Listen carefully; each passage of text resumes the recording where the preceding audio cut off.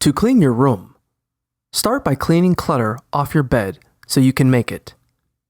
If you haven't changed your sheets in a while, swap them out with some fresh ones.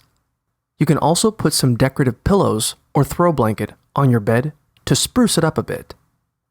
Next, go around your room and toss any trash into a wastebasket or trash bag. Fold or hang up any clean clothes. Toss any dirty clothes in the hamper. Or try putting them straight into the washing machine so they're clean by the time you're done cleaning. Then, put away any small items that are out of place, like toiletries, accessories, or books. If you don't have a designated space for them, put them in a bedside drawer or storage container to keep them organized. You can also put things like books and mementos on a shelf in your room. While you're cleaning, make a pile for things to donate or give away. The less clutter you have, the cleaner your room will look.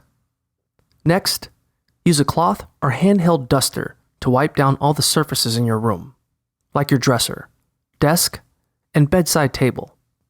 Be sure to remove any small items first so you can dust under them. Open up your window shades or curtains, and if desired, clean the windows and windowsills.